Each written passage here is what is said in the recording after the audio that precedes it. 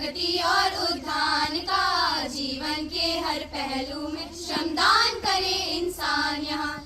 ये युग स्वच्छ अभियान का, प्रगति और उत्थान का, जीवन के हर पहलू में श्रमदान करे इंसान यहाँ। ये युग स्वच्छ अभियान का। प्लास्टिक को तुम त्याग दो, अब कपड़े का थैला ले लो तुम। घर की साफ सफाई कर लो, जीवन सुहद बना लो तुम। जल थल में देखो नजारा स्वच्छता के वरदान का। पहले तो हमें बिल्कुल एक्सपेक्टेशन नहीं थी कि हमारे माननीय प्रधानमंत्री हमसे मिलने आएंगे, और हमें सब बहुत खुशी हुई कि हमसे मिलने आए।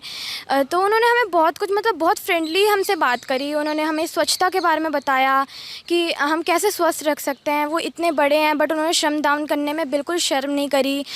पूरे स्कूल हमारे साथ उन्होंने झाड़ू लगाया, साफ़ सफाई करी हमारे साथ। तो हमें बहुत खुशी हुई। और उन्होंने हमें स्वच्छता के बारे में बताया कि पहले जैसे गाँव में वो बिल्कुल भी वॉशरूम्स नहीं होते थे, तो कैसे फीमेल्स को प्रॉब्लम्स होती थी कि उन्हें रात को जाना पड़ता था, वेट करना, तो इससे बहुत, और खुले में शौच करना, तो इससे बहुत डिजीज़ेस भी फैलते हैं। तो वही हमें बताया कि उन्होंने कितना बड़ा हमारा चेंज हुआ है। हमारे इंडिया में हर जगह वॉशरूम्स हुए हैं, स्कूल्स में वॉशरूम्स हुए हैं। उन्हें बताया कि कूड़ा कैसे अलग अलग करके हमें अलग अलग जगह फेंकना चाहिए। उन्होंने हमें और बहुत सारी चीज़ें बताई कि मतलब हमारे पेंटिंग्स जो हमने बनाई थी तो उनसे एक्सप्लेनेशन ली।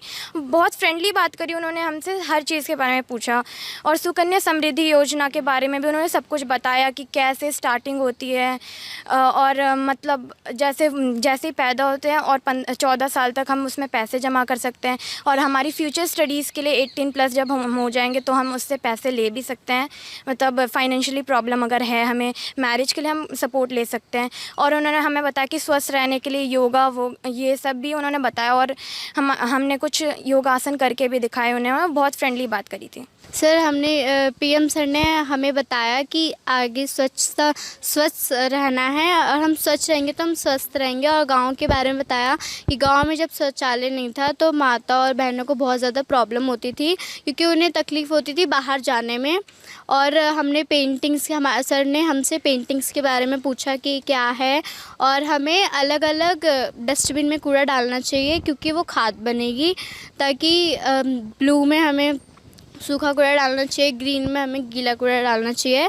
और हमसे सर ने जागरूक बनाया कि आगे भी और देश को भी पता चलेगा कि हमारे यहाँ के बच्चे बहुत ज़्यादा साफ़ सफाई रहते हैं। और सर ने बोले कि प्लास्टिक बिल्कुल भी यूज़ नहीं करना है।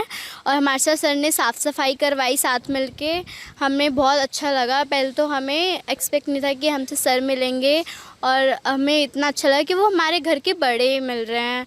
बहुत काफ़ी ज़्यादा अच्छा लगा कि हमारे घर के बड़े मिल रहे हैं, अपनी तरह मिले। हमें बिल्कुल भी नहीं लगा कि कोई प्रधानमंत्री जी हैं, एकदम अपनी तरह हमसे बातचीत करी। हमें बताया कि आप स्वच्छ रहो, तभी आपको कोई बीमारी नहीं होगी आगे जाके।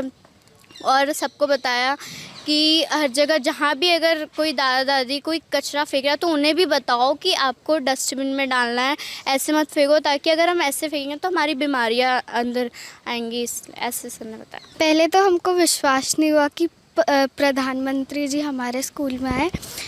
तो उन्होंने हमसे बहुत अच्छी बातें की, जैसे स्वच्छता के बारे में बताया, जो सुकन्या समृद्धि योजना है उसके बारे में बताया कि सुकन्या समृद्धि योजना में क्या क्या होता है। जैसे कि उन्होंने बताया कि सुकन्या समृद्धि योजना में हम जब भी लड़कियां हैं वो जन्म लेती है और 10 साल तक वो ये अकाउंट खुलवा सकती है, और उसमें 14 साल तक पैसे देने होते हैं।